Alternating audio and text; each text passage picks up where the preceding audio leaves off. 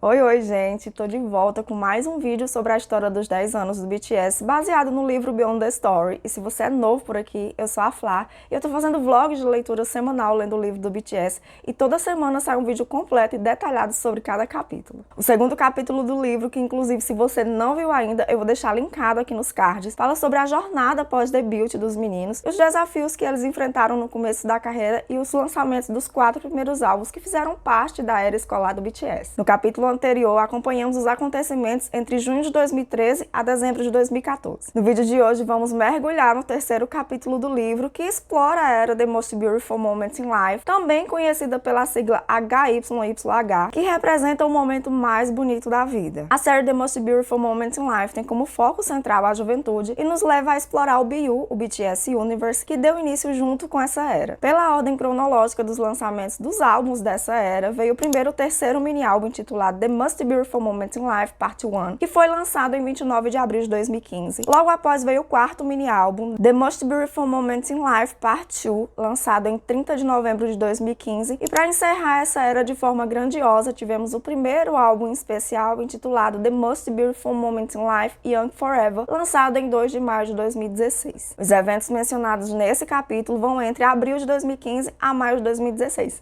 Então bora lá!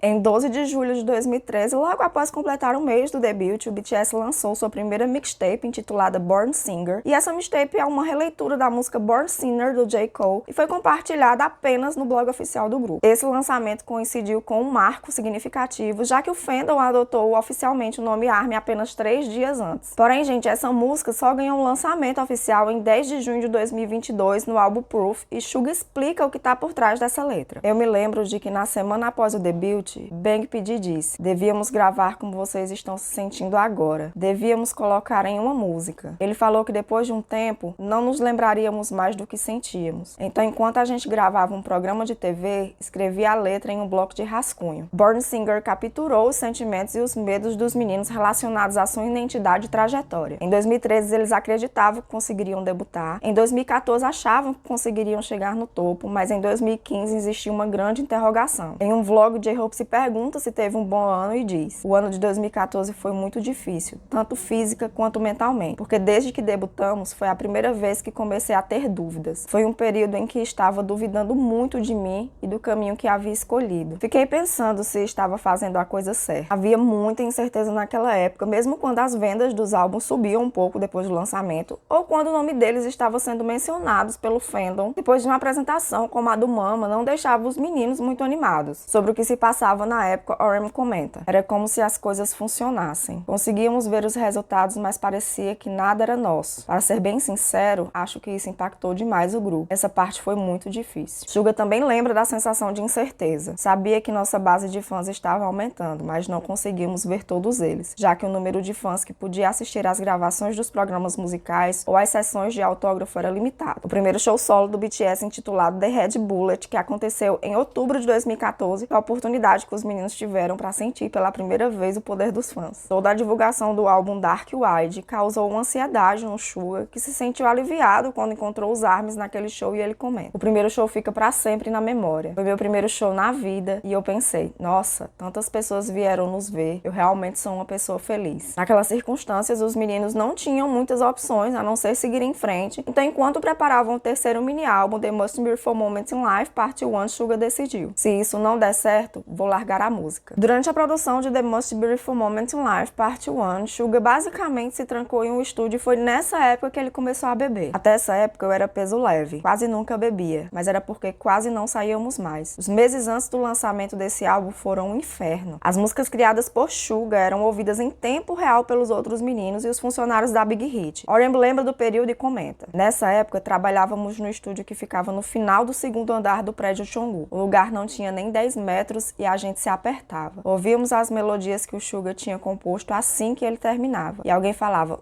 isso não tá ruim não. E Bank P vinha de outro lugar e dizia, P-Dog, o que você acha? Nada mal, não é? E nosso dormitório era bem perto do prédio, então se a empresa nos chamasse para trabalhar, chegávamos muito rápido. Esse processo de criação de The Most Beautiful Moment in Life Part 1 pode ser resumido usando as próprias palavras do R.E.M. em uma produção caseira. Quando eles ficavam satisfeitos com a música, chamavam os demais imediatamente para ouvir ou enviavam as faixas por mensagem. Quase todo o processo de produção das músicas aconteciam em tempo real e a qualidade do resultado aumentou significantemente. R.E.M. explica como se sentiu enquanto fazia esse álbum. Era como se eu quisesse estar com raiva do mundo todo. Não sei como explicar melhor que se dispersando, voltando, caindo de novo, sendo enredado mais uma vez. Isso se repetia. Foi a série The Most Beautiful Moment in Life que colocou o BTS e a Big Hit na via expressa do sucesso. E foi também o começo de uma mudança significativa que levaria a influência da música coreana a se expandir ao redor do mundo. Era inevitável que Juventude se transformasse tanto no tema do álbum quanto no seu conceito. Intro The Most Beautiful Moment in Life começa assim. Hoje, a margem parece distante. Suspiros preenchem a quadra. Um garoto com medo da realidade. Na letra a qual Suga reescreveu dezenas de vezes até que estivesse satisfeito, fala sobre encarar uma parede de realidade e para isso ele usa o basquete, seu esporte favorito. E em Moving On, que acaba funcionando como uma música final, antes de outro Love Is Not Over, ele compartilha uma história pessoal. Desde meus primeiros dias no útero da minha mãe, eu contava os dias para os meus primeiros movimentos. Memórias vagas. O custo dos meus movimentos foi um dispositivo médico preso no coração da minha mãe e uma cicatriz enorme. A música Moving On é dolorosa para mim. Dá para saber pela letra, mas foi quando eu tinha 2 ou 3 anos. O que eu ainda lembro é que eu estava dormindo e quando acordei estava encostado na minha mãe. Consegui ouvir um barulho como se fosse um relógio vindo do coração dela. Perguntei para ela por que estava fazendo aquele barulho. Ela passou por uma cirurgia depois do parto. Minha mãe ficou muito doente com a minha gravidez e isso fez com que eu me sentisse culpado. Desde que eu era pequeno eu pensava, foi certo eu ter nascido? Tenho que fazer tudo o que for preciso por ela, não importa o que seja. Talvez por isso eu tivesse tanta fome de sucesso. E é por isso que chamei meu nascimento de Moving On. A série The Most Beautiful Moment in Life nasceu de uma confissão e eles se reuniram para fazer um álbum que refletisse um período específico na vida de uma comunidade. Assim como em Moving On, o BTS também estava de mudança pela primeira vez desde o debut de Jungkook comenta. Na minha parte da música tem a frase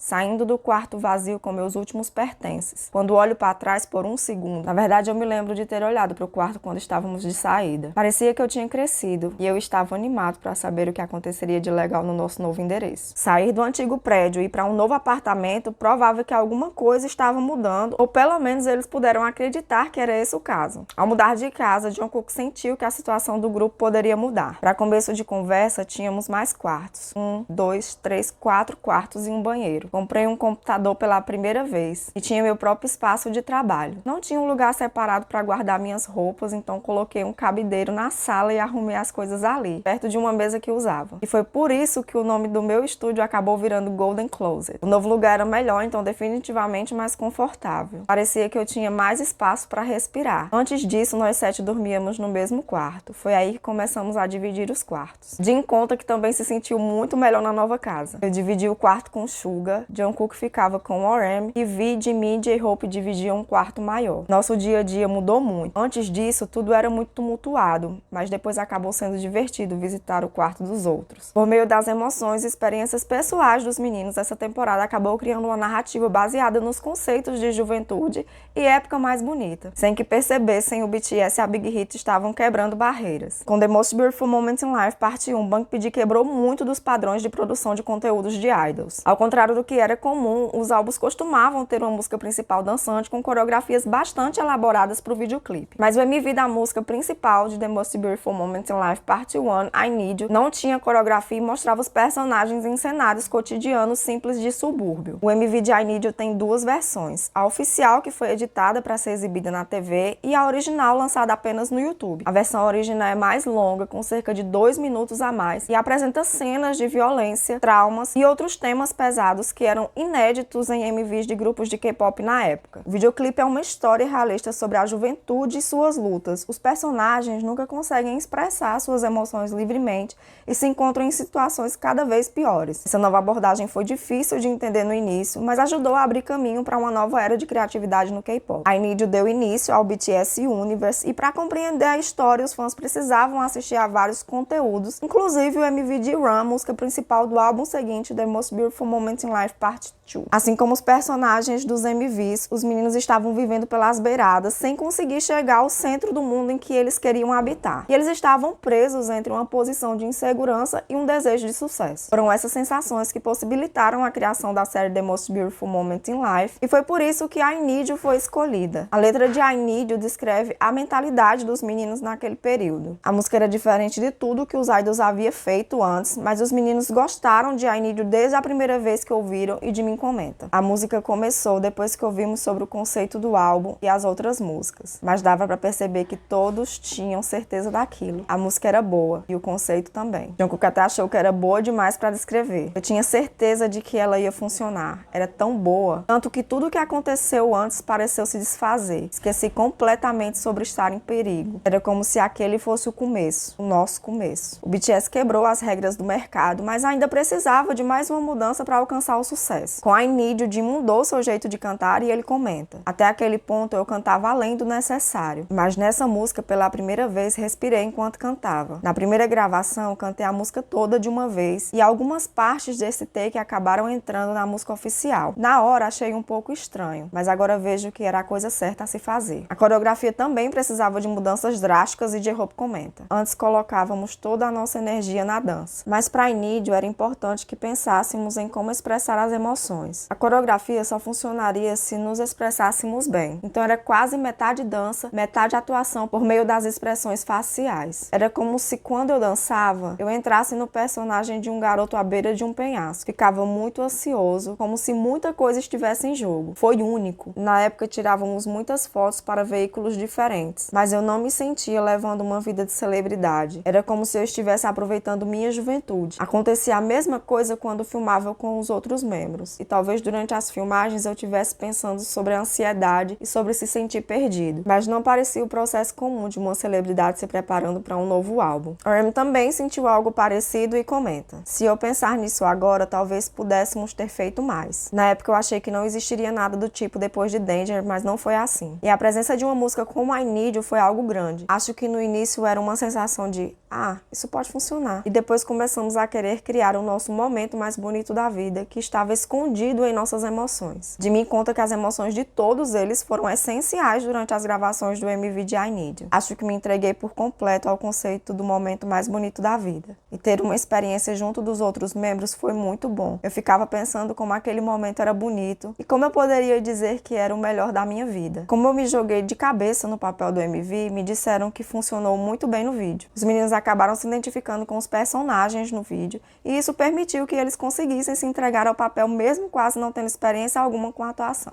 Vi ainda carrega o personagem que interpretou no coração e ele comenta: acredito que ele era uma pessoa que não tinha escolha a não ser se tornar mal. Se existe bom e mal, ele era alguém que foi levado a mudar de bom para mal pelas circunstâncias. Então, quando penso nesse personagem, fico triste por ele. Mesmo antes do sucesso comercial de The Most Beautiful Moment in Life, os meninos já tinham amadurecido o processo de produção do álbum. E Jimin comenta sobre a gravação do MV de I Need You: sempre tive um sonho há muito tempo, e era por isso que eu estava fazendo esse trabalho. Conversar, cantar, ensaiar as coreografias, gravar vídeos em que dizíamos que nós somos a juventude. Também estávamos gravando como um só grupo. E eu estava tão feliz por estarmos juntos naquela maneira, fazendo a única coisa de que gostávamos, nada mais. E é por isso que sinto que quando for olhar para a minha vida, nunca vou conseguir explicá-la por completo se não incluir o que fiz com essas pessoas. Pensando na forma como me apresentava no palco, antes e depois de The Most Beautiful Moments Live, era como se eu tivesse encontrado o meu equilíbrio equilíbrio. Acho que fui aos poucos descobrindo meus pontos fortes. Jin até se aproximou mais dos outros membros e ele comenta: naquele período, minha conexão com os membros ficou mais forte. Eles eram mesmo minha família e gravamos os MVs como filmes. Quando fomos assistir, foi mesmo o que pareceu. Antes éramos apenas idols, mas depois daquilo, quando penso nos membros, parece que estávamos no papel principal de um filme. A união entre os meninos começou a ficar evidente e de mim explica a sensação que o grupo teve naquela época. Acho que começamos a pensar: vamos conseguir com muito mais força. A apresentação do Mama de 2014 trouxe esperança, mas não trouxe o primeiro lugar. Em Skit Expectation mostra a expectativa e a ansiedade dos meninos e J-Hope explica o sentimento daquela época. Queríamos conseguir, queríamos ser o número 1. Pensamos muito sobre conquistar algo. O trabalho era importante para mim. Eu tinha um sonho e queria ser bem-sucedido. Então ficava muito ansioso para me sair bem. Acho que na época ficava pensando: isso vai me fazer feliz? Estava sempre gravitando em torno dessa dúvida. Eles queriam sair do ciclo doce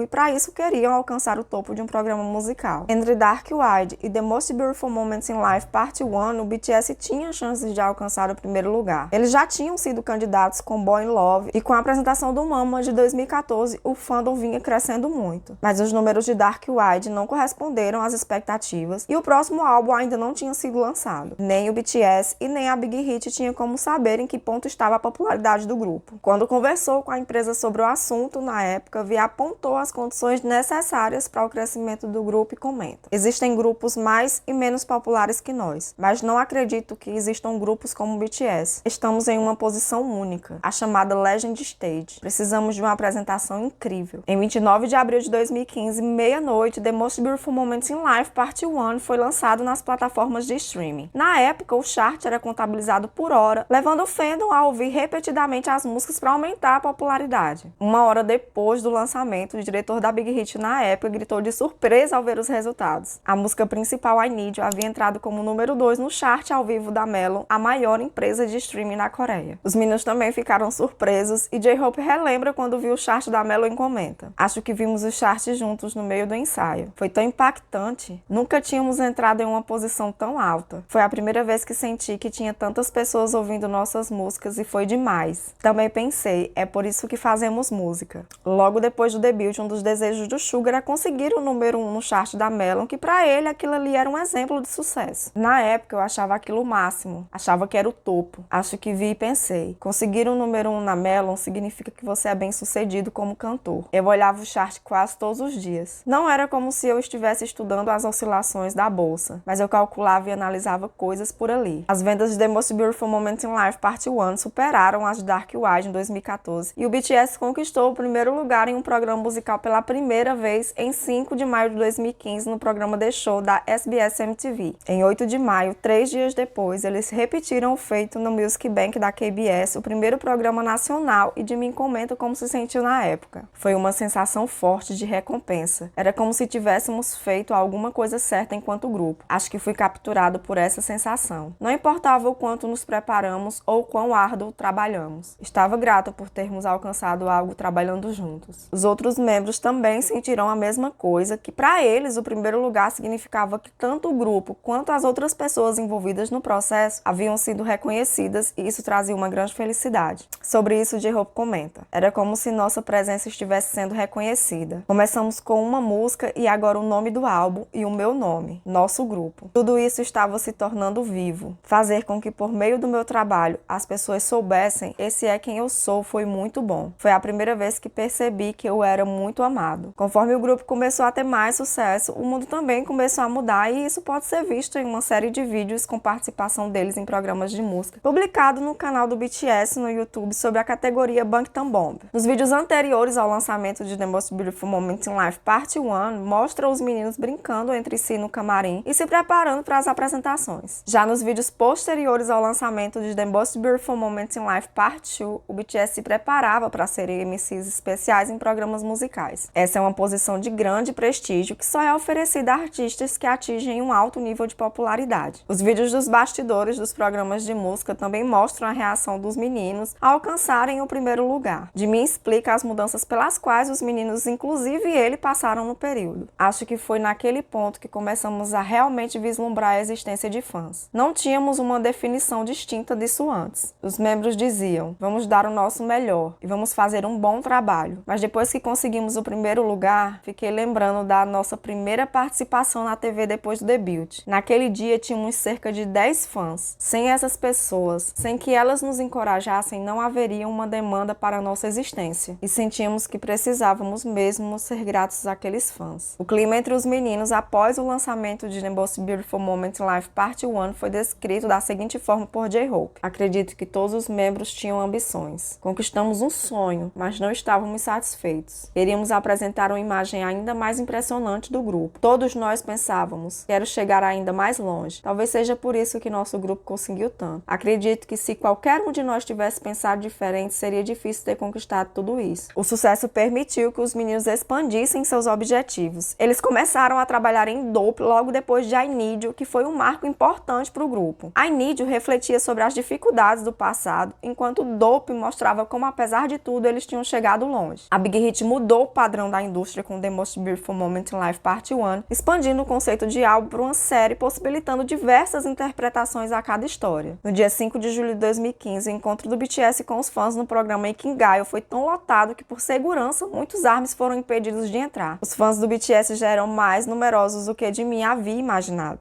Em agosto de 2015, a plataforma de transmissões online VLive foi lançada em teste beta no Naver. Essa plataforma permitia que os artistas se comunicassem com os seus fãs e foi aí que deu início à era do conteúdo autoproduzido. Para o BTS, o conteúdo autoproduzido era algo natural desde o debut, já que eles tinham experiências com vlogs e outros formatos. Antes, a participação em programas de variedades era essencial para atrair fãs e reconhecimento, mas a produção desse conteúdo ficava nas mãos das emissoras de TV, que muitas vezes só davam preferência a idols famosos. O Run BTS permitiu que o grupo criasse seu próprio conteúdo, dando aos fãs uma visão mais íntima deles. Se alguém tivesse se tornado ARMY depois do lançamento de The Most Beautiful Moment in Life Part 1, era fácil passar a noite toda vendo o conteúdo dos últimos 2 anos. Depois de ver os programas de ranking musical na TV com o BTS, o ARMY também poderia assistir às lives deles na VLive, além de ter o conteúdo de bastidores, como fotos e vídeos no YouTube e Twitter, e além disso tudo, os fãs também poderiam assistir ao Run BTS. Por meio do Run BTS, a Big Hit levou a produção dos programas de variedades de idols para um alto nível de autoprodução. Todas essas atividades deixaram os meninos muito ocupados, mesmo quando eles estavam se preparando para o lançamento de The Most Beautiful Moment in Life Part 2, eles ainda precisavam continuar ativos na VLive e nas redes sociais, e sobre isso Vi comenta como os meninos reagiram a esse aumento de trabalho. Só seguia as decisões do grupo. Não via minhas decisões pessoais como importantes. Se eu era contra algo, mas todos os outros não eram, eu achava que eles tinham razão. Se os membros falassem, quero fazer isso, ou temos que fazer isso, então eu concordava. Eu coloquei minha vida nesse grupo. Não posso decidir algo com base na minha opinião individual. Sobre como se sentia na época, J-Hope também comenta. Acho que pensávamos, o que temos a perder? Como também pensávamos, podemos nos sair melhor. E continuávamos. Quando fazíamos alguma coisa, continuávamos naquilo. Não diminuíamos. Em meio a tudo isso, em 20 de maio de 2015, o canal do grupo no YouTube começou sua própria série com o Jin, chamada It Jin. Isso mostra não só a disponibilidade do grupo em tentar novos formatos, mas mostra também o impacto da nova geração. Jin, que já fazia posts no blog do BTS cozinhando, passou a fazer vídeos comendo. Quando ele começou a produzir esse conteúdo, ficou preocupado em atrapalhar os outros membros e por isso gravou no menor espaço que encontrou e no maior silêncio possível. Mas o público acabou gostando e Jin mudou do canal no YouTube para VLive, onde passou a transmitir ao vivo. Sobre isso, Jin comenta: na época eu não tinha uma forma de me comunicar com os fãs. E como eu gostava de comer, pensei que poderia fazer esse tipo de conteúdo. Então comecei a filmar. Queria que o ARMY pudesse ver meu rosto. E foi assim que comecei. Quando estava na VLive, a escala aumentou. No começo era eu sozinho e tudo que eu precisava fazer era colocar o celular na minha frente, comer e filmar. Mas para a VLive, outras pessoas da empresa estavam envolvidas. Odiava atrapalhar os outros, então fiquei preocupado. Mas eles disseram que não tinha problema nenhum e que eu não precisava me preocupar. Era uma transmissão ao vivo e no começo eu pensei que não estava muito bom. Na época também existia essa ideia de que eu teria que estar de maquiagem, já que era considerado uma transmissão oficial. E Jin se tornou o principal conteúdo autoproduzido do BTS. A imagem de Jin como cozinheiro é uma das características mais citadas sobre ele, e ele sempre foi consistente em compartilhar sua personalidade por meio de vídeos de culinária e gastronomia. A relação do BTS com o ARMY, formada graças à internet, foi a salvação do grupo, mesmo que esse não tenha sido o objetivo inicial. Essa relação foi o principal apoio do grupo nos eventos posteriores ao lançamento de The Most Beautiful Moment in Life Part 1. Em 19 de março de 2015, o BTS compartilhou um vídeo no YouTube para comemorar o aniversário do Suga. No vídeo, os membros prepararam os presentes para os fãs, incluindo polaroids e cartas à mão. Nesse trecho, o Suga comenta: "Acredito que essas pessoas são a razão da minha existência. Falando desse jeito, as pessoas podem dizer, ah, nem vem, mas é assim que eu me sinto. Se você tirar os fãs da minha vida de idol, viro uma pessoa patética. Não sou nada. Sempre me sinto tão culpado em relação aos fãs. Acho que tenho que assumir essa responsabilidade. Acredito que é uma das coisas que me motiva. Se não fosse por isso, acho que não conseguiria realizar esse trabalho. Preciso ser responsável, performar e satisfazer essas pessoas. Essa é a principal coisa. Antes disso, o mundo era, em uma só palavra, um inferno. Eu não esperava muito do futuro. Éramos um grupo de caras com 20 e poucos anos e alguns ainda adolescentes. O que fizemos naquela época para que não gostassem da gente? Por que nos odiavam tanto?" RM contou em um vídeo chamado Army Kono Story que o período de 2015 e 2017 foi muito difícil para o grupo. Ao trilhar o caminho para o sucesso, eles foram alvos de muito cyberbullying. Os primeiros comentários de ódio que apareceram no artigo que anunciava o debut do grupo lá em 2013 tinham sido o exemplo do futuro. O BTS foi xingado por ser uma empresa pequena e foram criticados publicamente por serem idols tentando fazer hip hop. A primeira onda de cyberbullying em grande escala aconteceu porque o BTS tinha vendido muitos álbuns. O sucesso de The Most Beautiful Moment in Life Part 1 nos rankings de música, combinado com o foco do BTS no fandom, levou a um aumento significativo nas vendas dos álbuns físicos. Esse fato foi recebido com fake news, acusando o BTS de fraude. Os haters alegavam que os fãs estavam comprando e guardando álbuns em massa para inflar as vendas. Os haters não acreditavam no crescimento repentino da popularidade do BTS. Essa suspeita, mesmo que natural, se transformou em ataques de ódio direcionados ao grupo. As palavras e ações dos meninos eram tiradas de contexto e transformadas em fake news. O BTS era visto como vilão na indústria de idols e os ataques continuaram. Quando o álbum Wings foi lançado em outubro de 2016, por exemplo, a hashtag BreakWings foi amplamente utilizada nas redes sociais. Ainda que ela não tivesse muita influência, demonstra como o público que ataca o BTS tinha alcançado o mercado internacional. A linguagem inapropriada era usada pelo simples fato de alguém não gostar de como os membros eram, e isso foi normalizado, quase que se tornando uma tendência. Algumas pessoas tiravam as palavras dos meninos de contexto e retuitavam com a legenda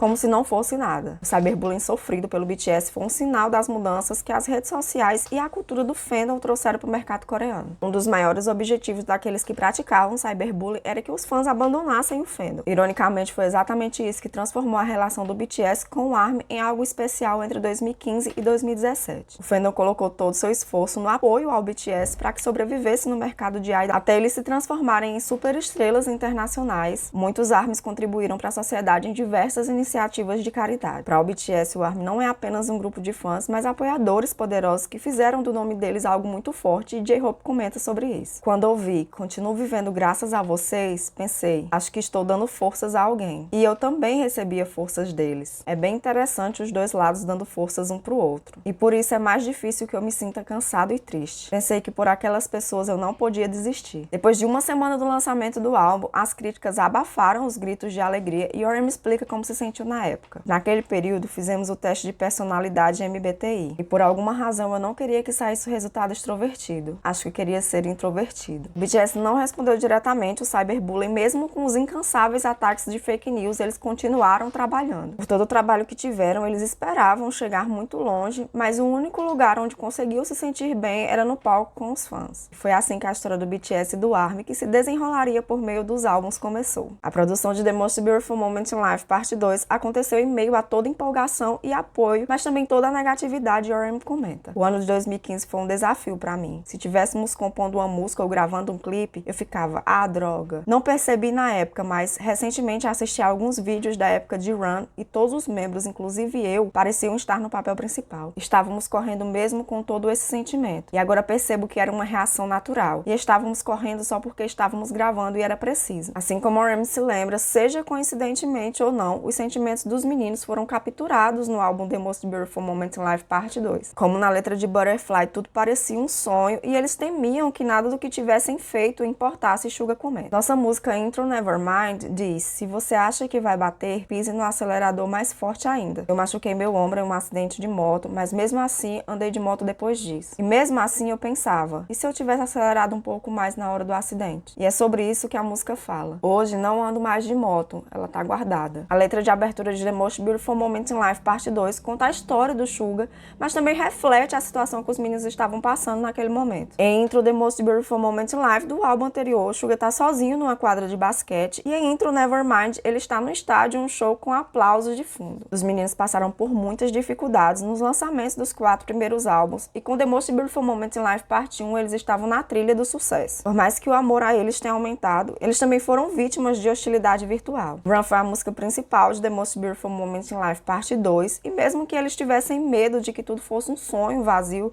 continuavam gritando, vamos correr de novo. E mostra que ainda assim eles estavam dispostos a continuar correndo. Na música seguinte, Butterfly, eles temem que você possa voar para longe e se desfazer como um toque, mas ainda assim precisavam seguir em frente. Até a música final, outro House of Cards, os meninos expressam a sensação de instabilidade pela qual eles estavam passando e o sentimento de que apenas uma pequena falha poderia colocar tudo a perder. Isso também era um problema, já que a previsão do lançamento de The Most Beautiful Moment in Life Parte 2 era setembro, mas o álbum só foi lançado em 30 de novembro de 2015. Para o segundo álbum, eles precisavam de uma faixa tão boa quanto I Need You, algo que pudesse capturar a dualidade deles. I Need You é uma música profunda e sombria, mas também energicamente contagiante. Uma faixa semelhante a Dope seria mais enérgica, mas não teria a mesma profundidade. O BTS precisava encontrar um novo estilo que combinasse seus dois lados. O grupo precisava encontrar uma música que capturasse a complexidade de suas emoções. A pressão para o lançamento de Run era alta, e para expressar essa complexidade de emoções do BTS, o refrão precisava de uma melodia forte. A versão original não estava à altura do desafio e o grupo passou por um processo demorado para encontrar a melodia certa. Eles chegaram a considerar mudar a música principal, mas acabaram encontrando uma melodia que capturasse a essência deles. Uma melodia simples e direta como na letra. Vamos correr de novo. A intensidade aumenta na segunda frase com a única coisa que posso fazer é correr, criando uma sensação de esforço e determinação. Essa melodia captura a essência do BTS, um grupo que não desiste, não importa o que aconteça. E assim, Run foi finalizada. Intro Nevermind aborda a resposta do grupo às novas circunstâncias, enquanto Run fala sobre como colocar essas respostas em prática. E Butterfly trata da tristeza e ansiedade que existem tanto no mundo real quanto no mundo dos videoclipes. O álbum continua explorando o mundo exterior dos membros, e em Wall em 52 é a primeira faixa em que o grupo fala diretamente sobre como se sentiu após o lançamento de The Most Beautiful Moment in Life Parte 1. Foi só após eles terem mergulhado fundo nos próprios sentimentos e conseguido compreendê-los que eles puderam cantar e encarar um mundo exterior, como acontece em My City e Pepsi Silver Spoon. RM explica como se sentiu durante a produção de The Most Beautiful Moment in Life Parte 2. Muita coisa estava acontecendo, e isso tudo enquanto estávamos tentando nos firmar. Acho que acabei tentando me esconder dentro de minha concha. Mesmo depois do lançamento de The Most Beautiful Moment in Life Parte 2, o grupo era centro de diversas questões, e durante esse período RM encontrou uma maneira de refletir sobre suas próprias ações. Ficava andando muito sozinho e depois de muito tempo ia para Tucson. Me sentia mais calmo quando ia para lá. E isso acontecia porque de noite as pessoas andavam por lá em grupos, mas eu estava sozinho. Ninguém falava comigo e as pessoas ao redor de mim comiam, falavam sobre escola, sobre os namorados. Eu ficava sentado no parque tomando cerveja sozinho e era como se aquilo me reconfortasse. Existe um lugar onde me sinto em paz. O BTS estava se saindo bem, mas ao mesmo tempo as coisas que eu fazia enquanto indivíduo não eram levadas em conta. E eu sentia com extrema força de que, de algum jeito, as coisas que eu havia feito até aquele momento não valiam nada. Quando penso nessa época, me pergunto como consegui suportar. As preocupações de RM e dos outros membros foram a força motriz da série The Most Beautiful Moment in Life. No primeiro álbum, eles eram jovens tentando provar seu valor. No segundo, eles enfrentaram o mundo de cabeça erguida sob os holofotes. E em meio ao sucesso e às dificuldades, eles viveram experiências novas. Nessa época, J-Hope começou a refletir sobre a relação com a sociedade enquanto trabalhava na letra de My City. Na música, ele fala sobre sua cidade natal, Gwangju, da seguinte maneira: todo mundo disca 062 518. 62 é o DDD de Gwangju e 518 é uma referência ao dia 18 de maio de 1980, data que começou o movimento democrático de Gwangju, mais conhecido como o Massacre de Gwangju. O protesto foi reprimido violentamente pelas Forças Armadas e até hoje não há um número oficial de vítimas. Estima-se que cerca de 2.000 estudantes e moradores foram mortos. O Massacre de Gwangju é um marco na história da Coreia do Sul e é um lembrete importante da luta pela democracia e pelos direitos humanos. Em junho do ano passado, eu li o livro Atos Humanos, da escritora sul-coreana Han Kang, e no livro ele aborda exatamente os acontecimentos desse massacre. Até hoje, gente, eu não tinha tido coragem de falar sobre esse livro. A verdade, gente, é que esse livro ele tem uma carga tão pesada que depois que eu li, eu precisei digerir realmente toda a história. Porém, enquanto eu li esse trecho do J-Hope, que ele cita o massacre, eu achei o momento momento muito apropriado para falar um pouco sobre esse livro. Atos Humanos é narrado a partir de diferentes perspectivas, utilizando recursos de múltiplas vozes narrativas. No primeiro capítulo, narrado em terceira pessoa, o narrador nos apresenta o Dong-Hu, um jovem de 15 anos que procura o corpo do amigo e ajuda também as outras pessoas a identificar os corpos que ficam chegando. No segundo capítulo, que inclusive foi o que mais me intrigou, o espírito do amigo do Dong-Hu conta a versão dele post-mortem. No terceiro capítulo, ex-prisioneiros e jovens que foram torturados relatam como tentaram seguir a vida anos depois com todos os traumas. No quarto capítulo, a mãe do Dong-Hu conta como seguiu vivendo sem o filho. E no último capítulo, um epílogo, a própria autora conta de onde surgiu a ideia do livro. Um fato interessante sobre o epílogo é que a autora conta que era criança quando o massacre de Gwangju aconteceu. Ela conta também que cresceu ouvindo mentiras e tentativas de minimizar o que havia acontecido, mesmo tendo parentes vítimas. Embora a história de Atos Humanos seja fictícia, ela é intrinsecamente entrelaçada com os eventos traumáticos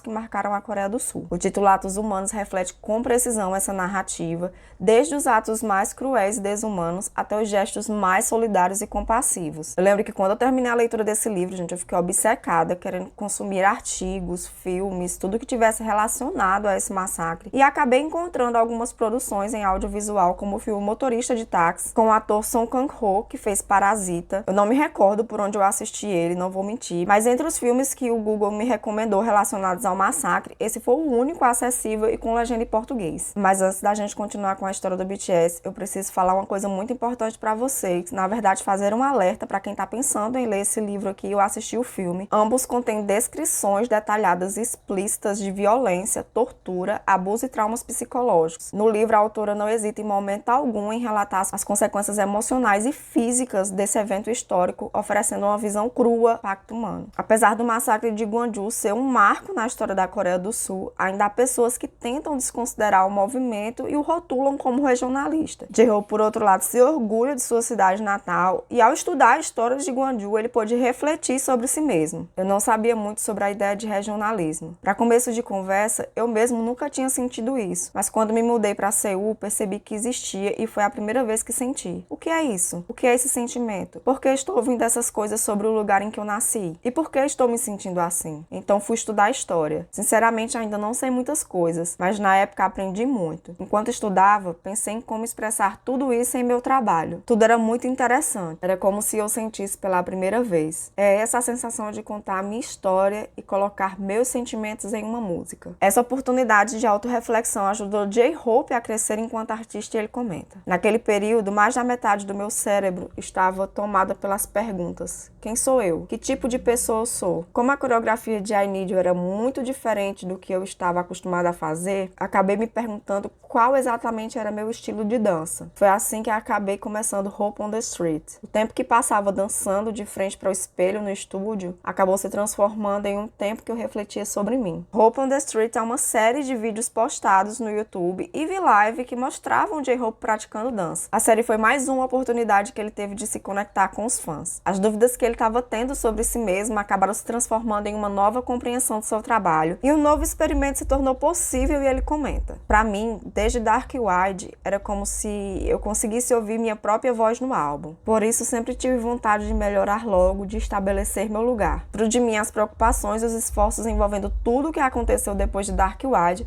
começaram a dar seus frutos depois da série The Most Beautiful Moment in Life, e ele comenta. Descobri de quais partes de mim as pessoas gostavam e como elas gostavam quando eu expressava algumas coisas de determinadas maneiras em certos movimentos corporais. Então acabei focando em manter assim. Quando canto, às vezes percebo até o movimento dos meus dedos ficando mais lentos e mais rápidos. Acho que mudei muito em relação a isso, mas tive que me esforçar para manter a calma. A relação de Vi com o trabalho era próxima à relação com os outros membros, e ele comenta. Para mim era fácil olhar e perceber que eles estavam se tornando cada vez mais incríveis. Se eu não tivesse essa comparação, me desenvolveria mais devagar. Por exemplo, eu preciso de um modelo específico. Se existe um cantor de quem eu gosto, penso, quero ser como ele. Ou, quero me apresentar no palco como naquele dia. E só assim consigo dar o meu melhor. Se eu não tiver isso, eu acabo sendo muito lento. E é por isso que os outros membros são os alvos da minha ambição. Eu costumava chorar muito e me sentir muito culpado porque não queria ser um fardo para o BTS. Ficava preocupado que por minha causa, rachaduras começariam a aparecer na base estável do grupo. Não queria ficar para trás em meio a essas pessoas maravilhosas. Jin Jungkook, o mais velho, velho e o mais novo estavam passando por pequenas, mas significativas mudanças na vida deles. Jim, que valoriza muito o equilíbrio entre o trabalho e a vida particular, teve que fazer ajustes no cotidiano depois da mudança de apartamento em 2015. Até aquela mudança, eu não tinha muito tempo para sair. Meus amigos da faculdade me perguntavam por que eu não me envolvia na vida universitária e me convidavam. Eu queria mesmo. Então, aos poucos, eu comecei a sair mais. Me inscrevi em uma escola de boxe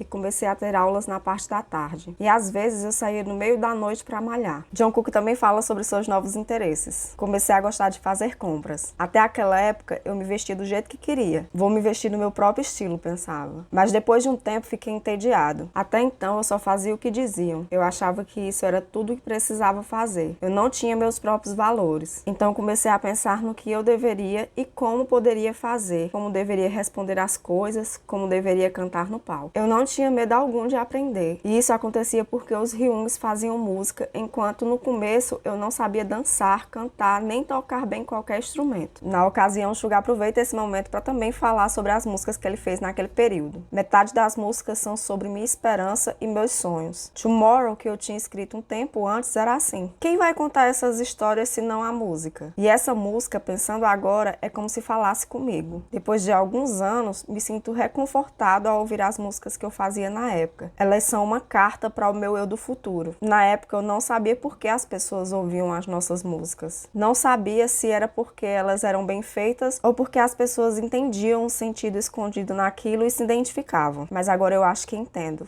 The Most Beautiful Moments in Life Parte 2 ficou em 5º lugar no ranking de 2015 e a Parte 1 ficou em 6º lugar. Esse resultado foi histórico, pois foi a primeira vez na década que um grupo de idols que não era das 3 grandes empresas ficou entre os 10 primeiros. Além disso, o álbum foi um sucesso instantâneo, alcançando esse resultado apenas um mês após o lançamento. No entanto, o valor da série The Most Beautiful Moments in Life não pode ser medido apenas pelo sucesso comercial do BTS. Durante a produção da série, os membros se abriram sobre seus sentimentos e se conectaram uns com os outros. Eles estavam na transição entre a adolescência e a vida adulta e experimentaram uma variedade de emoções desde a alegria à tristeza. Ao final da série, eles estavam mais maduros e confiantes, estavam prontos para encarar o mundo. Foi nesse período em que o BTS e o ARMY estavam em sincronia. Embora vivessem em realidades diferentes dos fãs e dos outros jovens, os meninos também enfrentaram desafios. A série The Most Beautiful Moments in Life também foi a resposta ao mundo que via o papel do BTS no mercado de idol coreano como Bepsi ou impostores. Com a série The Most Beautiful Moment in Life, o grupo cumpriu a promessa feita pelo seu nome. O nome do grupo, que foi alvo de zombaria, foi o começo do BTS e 3 anos após o debut, o grupo provou que estava falando sério. Sobre a oportunidade que a série deu a eles para rever os seus próprios sentimentos e pensamentos, RM comenta: mais do que isso, ela me deu a sensação de que agora eu posso respirar, porque conquistamos o primeiro lugar. Parecia que finalmente éramos convidados. Antes disso, me sentia solitário naqueles lugares. Éramos convidados, mas não parecia de verdade. Nossa equipe ficava sentada longe e nós 7 ficávamos juntos. E eu pensava, não tem ninguém do nosso lado. Essa era refletir os desafios que o BTS e o ARMY enfrentaram nos primeiros 3 anos do grupo entre 2015 e 2017. Outros desafios ainda aguardavam os membros, mas essa série foi um ponto de virada que abriu o mundo para que o BTS pudesse crescer e mostrar seu valor. Foi por volta desse período que os meninos começaram a organizar suas ideias em relação a alguns aspectos não desejáveis que poderiam estar presentes em suas letras. Como o grupo atingiu sucesso, receberam críticas relativas às partes misóginas de algumas músicas, como foi o caso de War of Harmony que citei no vídeo passado. RM, que desde jovem teve contato com o hip hop,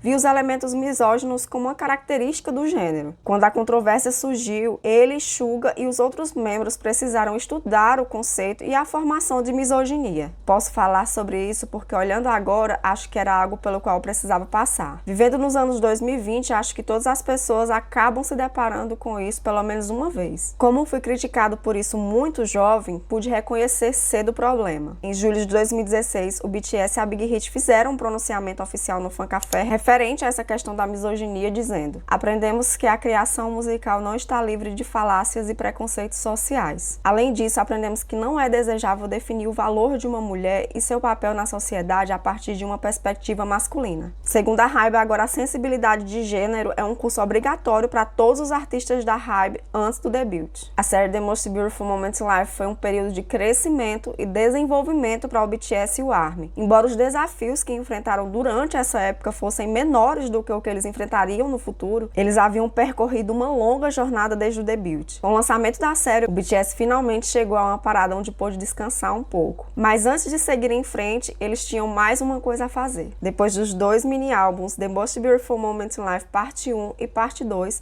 o BTS lançou o álbum especial The Most Beautiful Moments in Life Young Forever em 2 de maio de 2016. Esse álbum foi o episódio final da série que culminou em uma conclusão perfeita. A conclusão não era necessária apenas para marcar a passagem do grupo para a vida adulta, mas também para mostrar o crescimento explosivo do BTS no mercado musical. A música principal, Fire, foi uma oportunidade do grupo de mostrar sua energia inesgotável em uma coreografia. A música foi um sucesso e ajudou o BTS a alcançar o topo das paradas musicais. A segunda metade da música é marcada por um momento de dança em grande escala, executado pelos membros do BTS e por outros dançarinos. Com essa coreografia, o BTS mostrou ao público sua energia única e inesgotável. A música Fire é uma declaração clara dessa determinação. Com The Most Beautiful Moments in Life Young Forever, a série estava completa e algumas músicas dos 2 outros álbuns foram reposicionadas e as novas músicas Fire, Save Me e Epilogue Young Forever transmitiam a narrativa e mensagem do álbum. Enquanto Fire exibia a energia explosiva do BTS, Young Forever era uma homenagem à juventude, tanto para o grupo que havia superado a série The Most Beautiful Moments in Life, quanto o ARMY que havia apoiado os meninos durante todo esse caminho. Save Me continuou a narrativa dos personagens da série, mas também foi uma mensagem do BTS para o mundo. Eles fizeram 3 músicas novas, com videoclipes para todas, ensaiaram as coreografias de Fire, Save Me e se prepararam para uma série de shows. O RM explica em termos simples a diferença entre os 2 primeiros álbuns da série The Most Beautiful Moment in Life e o especial. Durante Fire, realmente estávamos a toda. Era como se tivéssemos voltado para onde deveríamos estar. Como quando comecei no hip hop depois de ouvir Without Me do Eminem. Nós 7 somos bobos e nós 7 tínhamos tanto talento, eu poderia desmaiar no palco de tão animado. E gravar essa música foi tão divertido. Era uma sensação de agora eu posso viver. Já pro Jin foi uma oportunidade para que ele mudasse consideravelmente sua atitude no trabalho. Fire é a minha música favorita de todos os tempos. Antes disso eu estava vivendo sem muita confiança, mas assim como fiz na coreografia da música, eu mandava beijos quando vi o ARMY. E quando eu estava fazendo isso na vida real e não só no palco, eles gostaram. Então procurei outras ações que eles gostassem e acabei encontrando várias. Assim consegui recuperar minha autoconfiança. E isso acabou se tornando uma parte da minha personalidade e eu passei a fazer esses gestos mais descaradamente. Os gestos do Jin acabou se tornando sua marca e ele faria tais gestos não só no palco, mas onde quer que ele encontrasse o ARMY. Mais tarde, quando a fama do BTS chegou aos Estados Unidos, sua sociabilidade e suas maneiras criaram uma atmosfera agradável ao seu redor, não importando onde ele estivesse. Olhando para a história do BTS até agora, a letra de Fire é um manifesto do grupo. No começo da música, eles se apresentam como ninguém, mas também afirmam que não precisam tentar muito para serem aceitos. Essa atitude os ajudou a se tornarem mais tranquilos e confiantes e a mostrar seu verdadeiro eu apenas no palco. O BTS realmente colocou fogo em tudo na arena da ginástica olímpica, o atual KSPO Dome. Quando o BTS debutou, as definições de sucesso eram simples para o RM. Para mim, se parecia que as coisas estavam indo bem, eu ficava satisfeito. Na época, se éramos o número 1 na Melon,